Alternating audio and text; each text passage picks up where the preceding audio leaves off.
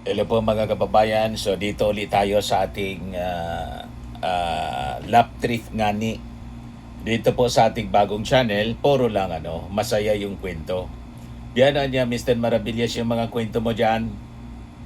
Siyempre yung katawa-tawa na mga pangyayari sa Senado na ginawa na pong comedy bar ng mga gonggong na senador.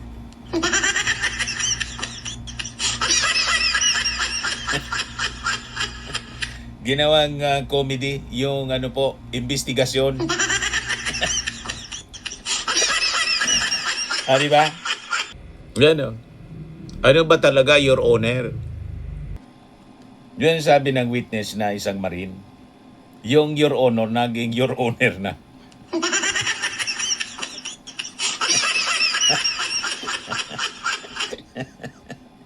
Saka ka-memorize niya, mga kababayan, ng script.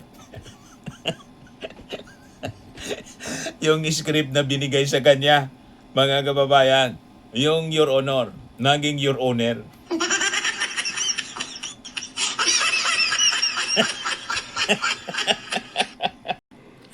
Tinatanong ni Marcoleta, pinatunayan nyo ba na naganap yung pag-deliver sa 2 araw sa December 2 at December 5? Sagot po, correct po, Your Honor, Your Honor, pinatutunayan ko yan.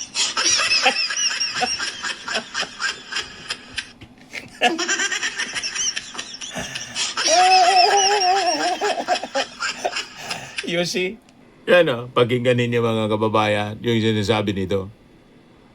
Pinatutunayan nyo na naganap yung pagde-deliver sa 2 araw, December 2 and December 5. Correct po, Your Honor. Your Honor. Pinatutuhanan ko yan. Sir President, siguro dapat makuha rin natin ang CCTV ng security agency na namamahala sa lugar na yon, sakop ng 30 Tamarin Street. Sakop ng 30 Tamarin Street. Sa Forbes Park yata yan. Forbes Park po. Makukuha natin yung kanilang logbook. Pinatutunayan nyo na naganap yung pagde-deliver sa 2 araw, December 2 and December 5. Correct po, Your Honor. Pinatutunayan nyo na naganap yung pagde-deliver sa 2 araw, December 2 and December 5. Correct po, Your Honor. Your Honor. Ano ba talaga? Your Honor, Your Honor.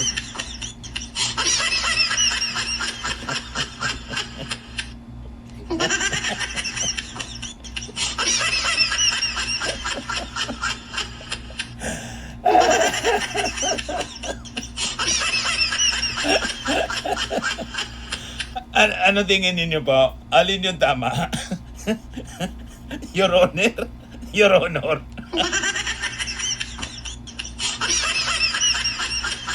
Yan po yung credible na mga testigo ni Marcoleta. Your Honor, Your Honor.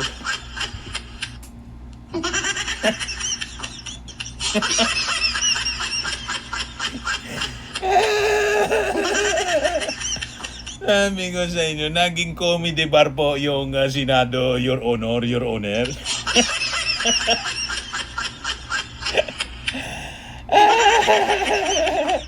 Paniwalang paniwala yung mga DDS, Your Honor, Your Honor.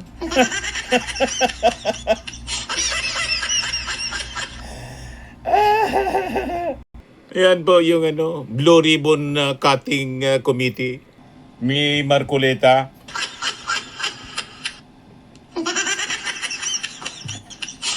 Blue Ribbon Cutting talaga niya, Mr. Maravillas. Yun po, Blue Ribbon Cutting Committee.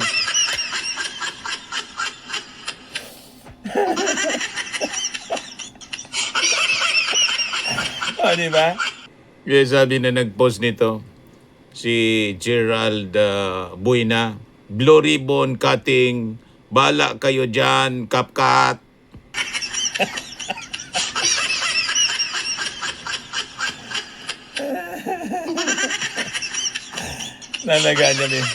Nanagaan niya Mr.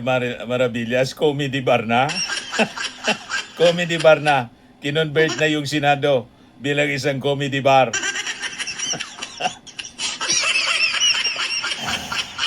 You see? Ito sabi dito sa report ng Daily Guardian. Marites of Marites and Petra. Cayetano, matibag trade Marites job in Senate cash claims. Sabi diyan, Director Matibag, sabi ni Alan Cayetano, Director Matibag, total mahilig kayong NBI rito sa Senado. Mahilig kayong NBI pumunta rito sa Senado nang walang imbitasyon.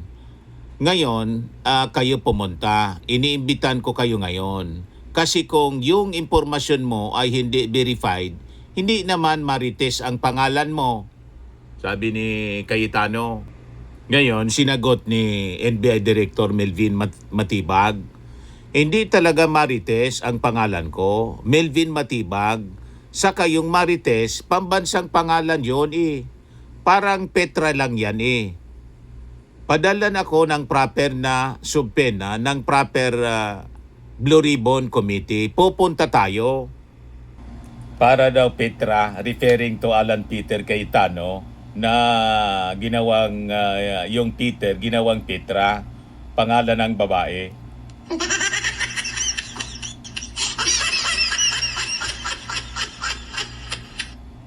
Tinawag kasi siyang Marites, di tinawag din siyang Petra. Pangalan ko niya Melvin, hindi Marites. Pero may pangalan na niya talagang Marites. Tulad din niya ng Petra.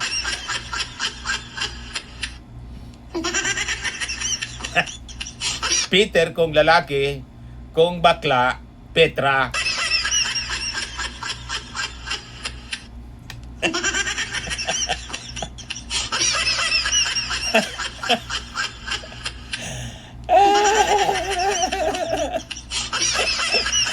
O diba, sabi ko sa inyo, naging comedy bar yung Senado.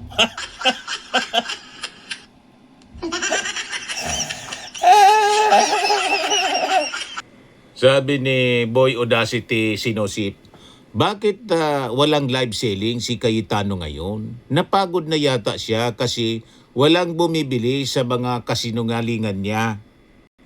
Hihi.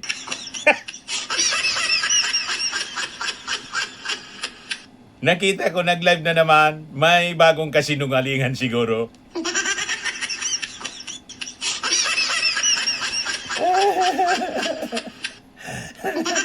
At may isa pa na nag-live selling kanina, si Loren Ligarda. Ayaw pa ring bitawan, mga kababayan din. Si Alan Peter Cayetano ayaw bitawan yung pagiging Senate President kahit tinalsik na siya. Ganon din si Loren Ligarda. Siya pa rin daw yung Senate pro tempore. Senate President pro tempore daw.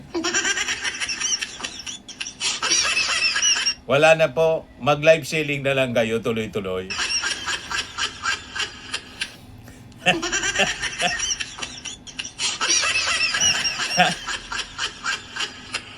Ito si Loren. Pinagtatanggol yung kanyang posisyon na inagaw na mga kababayan ni Sherwin Gatchalian. Hindi kasi kayo nag-report sa trabaho. Pinalitan na kayo bilang Senate President and Senate Pro Tempore. Kasi hindi man pwede na maantala yung trabaho, serbisyo sa ating mga mamamayang Pilipino. Ganun lang yun. Ngayon na inagaw na sa inyo yung posisyon, gusto ninyong magtrabaho. Burog-sukan kayo eh. Post ng www.theprojectsph.com. Sabi dito, Alan must step down. Please, Alan, para sa Dabar Cards. Nadamayan niya Mr. Maravilla si Alan K. Pati si Alan K niya pinapa-step down.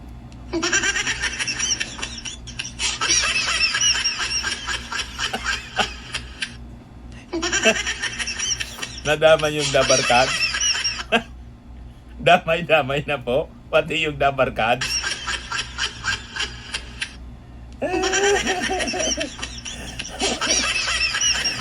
Diba? Mga kababayan, masaya. Post ni Ronald Llamas. Sabi ng netizen, Walang quorum, pero may kolorum.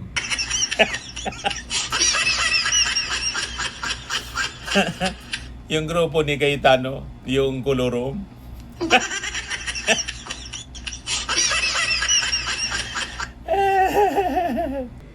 O ito post ni Arjan Mar Ribeta, Senate President Kolorum.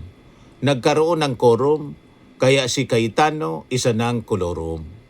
Absent ng mapalitan na galit. Naiupo sa isang ko kahit hindi angkop. Siya pa daw ang Senate President kahit sa Facebook lang siya present. Siya nga ang forever President ng kanyang follower sa SOCMED. Congratulations, SP Cayetano, sa bago mong titulo, SP SOCMED President. Virtual hug, mua-mua.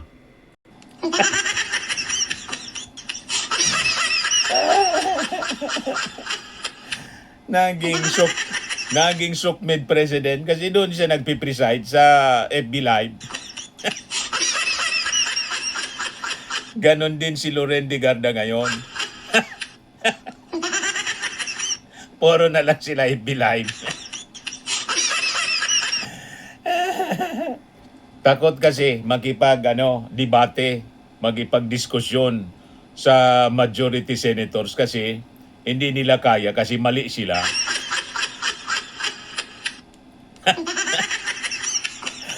Di ba? O ito, post ni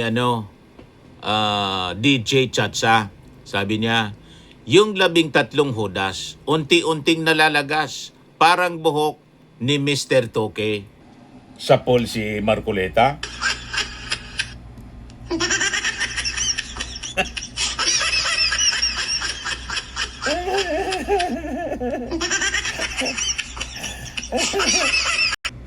Ito, post ni It's Not Fun in the Philippines.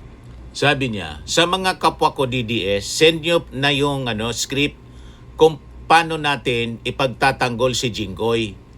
3 beses na nakulong dahil sa plunder. Puro na pag-initan lang, ganon. Sabi niya, paano nga ba?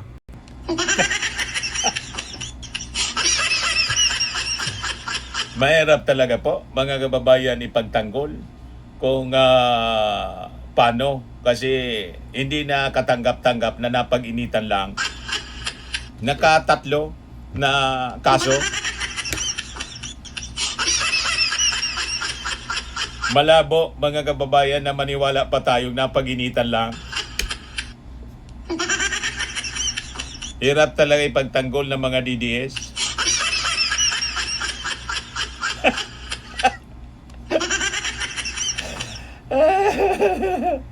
Ito, post ni Robby Comics. Sabi niya, patawad po, mahirap talagang i-drawing ang mukha niya. Referring to Jinggoy. Nag-drawing siya, mga kababayan, ng request ni Jinggoy na hospital arrest. Doc, may osteoarthritis ako. Ginawa ng doktor, sinukat niya ng panukat mula tuhod hanggang sa sa tiyan. Sabi ng doktor, malayuan niya sa bituka yan.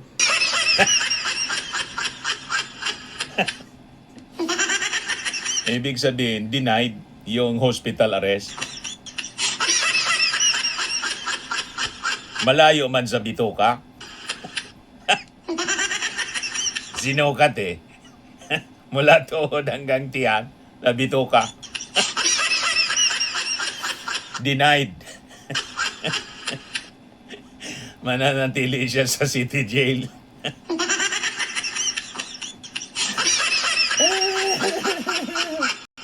Ito yung imagination niya, expectation niya sa loob ng city jail.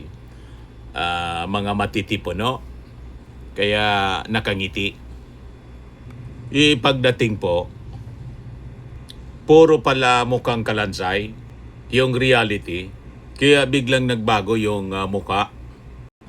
Parang may lalabas na hindi mapigilan.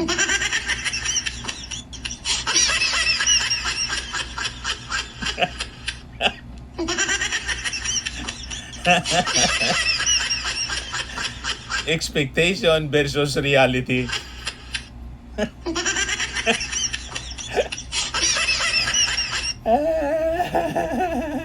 Kaya niya siguro Mr. Maravillas gusto na lang pa-hospital arrest, kaya lang denied. Malayo sa bitoka.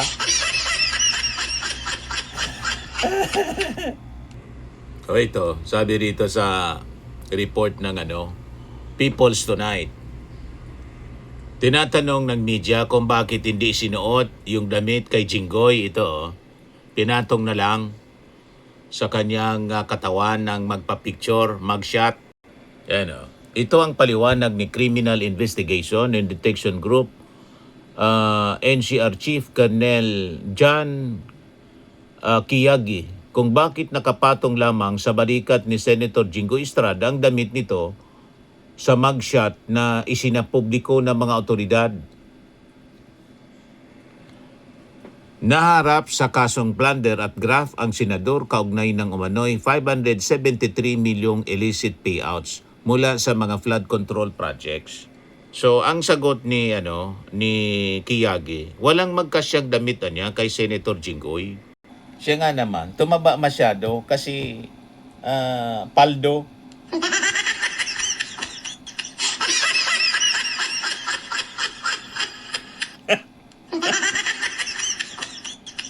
Wala nang magkasya. Ikaw ba naman ang tumanggap ng mali-malita po? $500 million yung involved na pera na kickback. Hindi ka ba niyan tataba?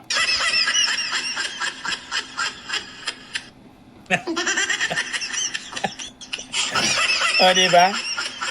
Ito naman po, post ng Polpolitika. Sabi dyan, COA findings, SALN, AMLAC reports, bank transactions, receipts, liquidation documents, nabigyan ng maleta. Galit yung aso. 18 ex-Marines, nalaway lang ang puhunan, bagong bayani.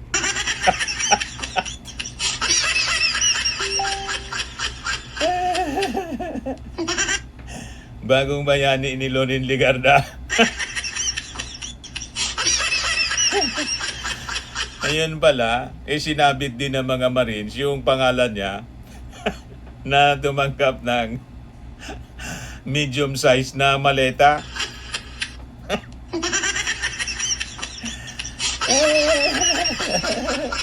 Ito naman, post ng Tinig Pilipino. Iba rin kasi kapal ng muka nitong si Bato sabi niya diyan. Ito yung sinabi ni Jinggoy nung inaresto. Hindi tatanggap ng sweldo habang nakakulong, sabi niya. Hindi gagawing taguan ng Senado. Sabi ni Bato, pre, pinapahalata mo naman kung gaano kakapal ang muka ko Pinaiya si Bato. Nilaglag, parang sinasabing makapal ang muka mo. Ginawang taguan yung Senado. At tumakas mga kababayan. Diba? Ito si Camille Villar nang inaaresto si Jinggoy Estrada. Post ito mga kababayan ni Commission on Higher Delusion.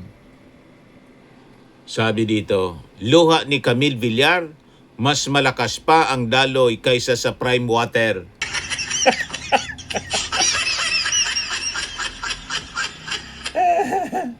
Mas malakas pa yung luha daw ni Camille kaysa doon sa company nila na prime water na nagsusupply ng tubig.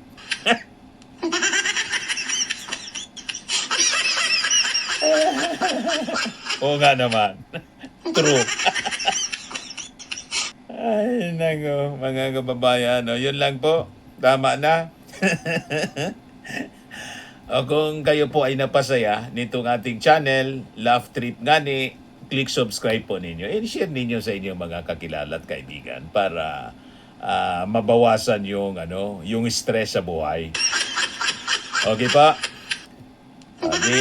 Ako po si Dante Maravillas. Bye-bye po. God bless.